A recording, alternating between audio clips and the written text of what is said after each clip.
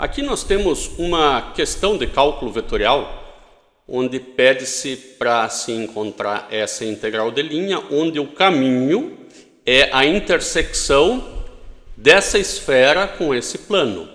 Notadamente, nós temos que saber que a intersecção de uma esfera com um plano é um círculo, né? Ou pelo menos ter ideia de uma elipse. Aqui ao lado aparece um desenho que não foi fornecido, né? É o desenho que nós temos que imaginar, mas não necessariamente. Em primeiro lugar, parametrizar esse círculo que vai estar na diagonal é uma tarefa um tanto difícil. Talvez o ideal seja aqui aplicar o teorema de Stokes, que diz que a integral de um campo vetorial, vou chamar ele aqui de H, vezes o dl, que aqui está representado por dx, dy e dz. Nesse caso, isso ficaria integral sobre o caminho, aqui a componente x, a componente y e a componente z, produto escalar, agora o caminho, né, dx, dy e dz. Esse é o nosso campo vetorial, esse é o nosso dl. E esse dl ele muda de forma circular, então talvez eu transformar isso para coordenadas esféricas seja uma boa, ou talvez ainda aplicar o teorema de Stokes, né? Eu trabalhar com essa área seja melhor ainda, né?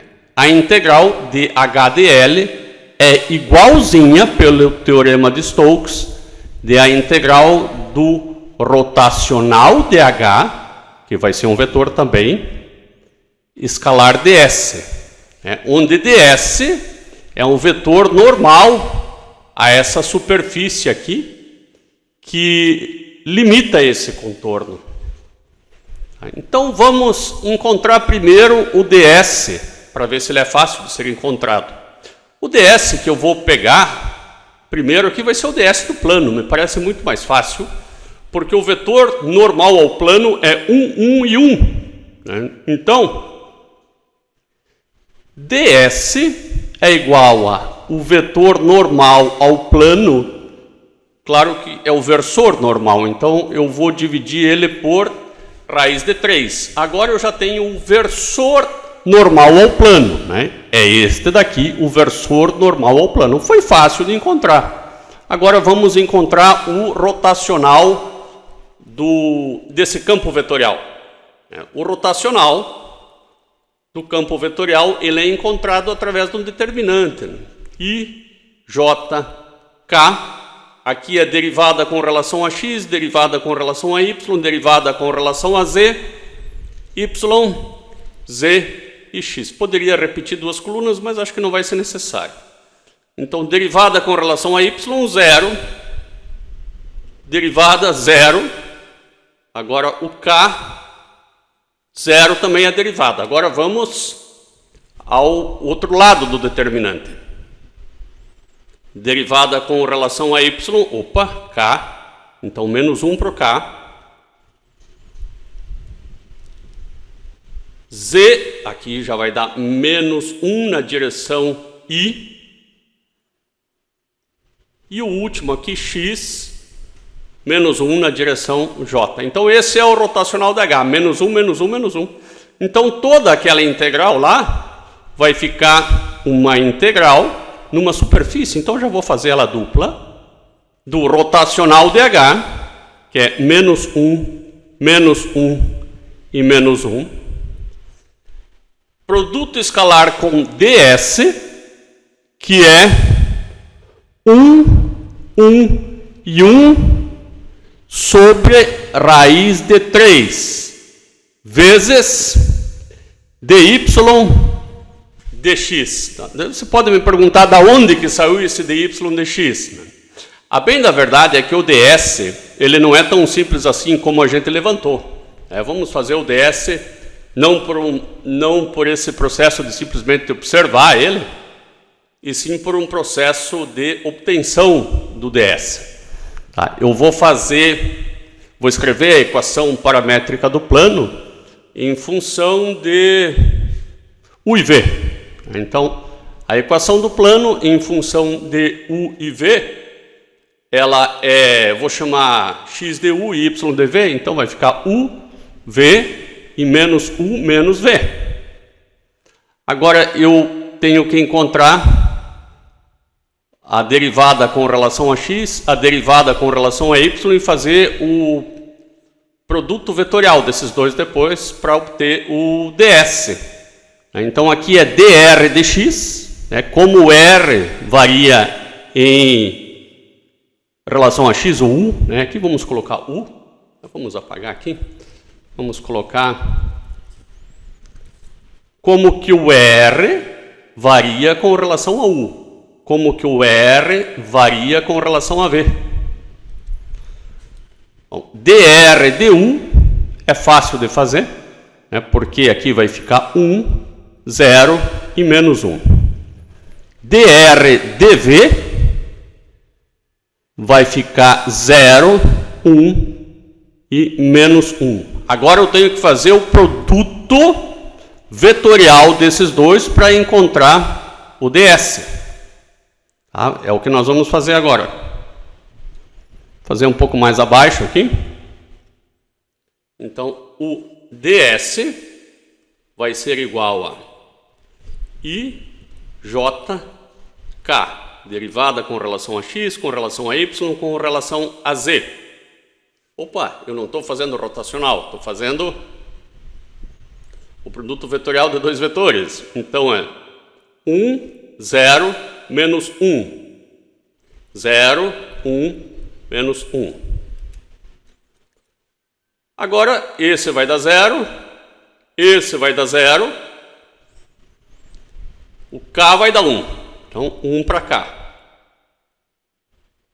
Esse vai dar 0, esse, o i vai dar 1, e o j vai dar 1. Agora eu fiquei com ds de 1, 1, e 1. Vejam que deu o mesmo ds de antes, né? Nós já pagamos aqui, mas deu o mesmo ds que nós esperávamos. O ds é 1, 1 e 1, esse vetor. Só que como esse ds é a derivada, o diferencial, como que o r varia com relação a u, vezes como ele varia com relação a v, então passa um du vezes dv para o lado de lá, que aqui é o du vezes dv. Na verdade, não é dx vezes dy, Aqui eu tenho que colocar du vezes dv. Claro que eu chamei o x du e assim por diante, mas o correto aqui é colocar du vezes dv. O problema aqui são os limites de integração, que eles estão em u e v. Isso complica bastante, A gente sabe que u é x, como nós substituímos, e v é y. Então, como varia em x e y aqui, é bastante complicado. Vai ser em torno de uma elipse que vai ser colocada aqui no plano xy. Eu sei que cada pedacinho de área dessa elipse, só esse pedacinho aqui, ele é dx vezes dy. Mas e se eu mudasse para coordenadas polares? Acho que ia ficar mais fácil. Então, muito bem, eu só vou mudar o du dv para coordenadas polares. O resto continua igual, já posso até fazer. Integral da integral, isso aqui vai dar menos 3 sobre raiz de 3 vezes du dv. O du dv eu vou pensar em coordenadas polares, Então tem, se eu fizer aqui tipo um pedacinho de círculo, pegar um pedacinho de área, eu sei que esse pedaço é dρ, e esse pedaço aqui, esse outro lado é ρ de θ. Então vai ser ρ de θ vezes dρ. Sendo que o θ vai variar de 0 até 2π, e o raio da circunferência, a gente sabe que varia de 0 até 1.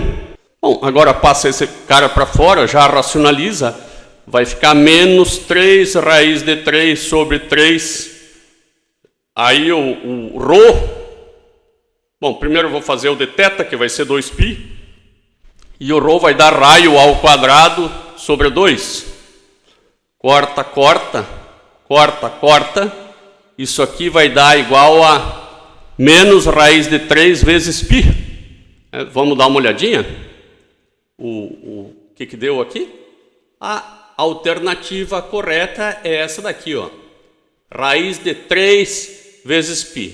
Isso aqui apenas, o sinal está trocado porque nós poderíamos ter feito também para cá o vetor normal a essa área aqui desse círculo. Resposta correta, então, resposta C.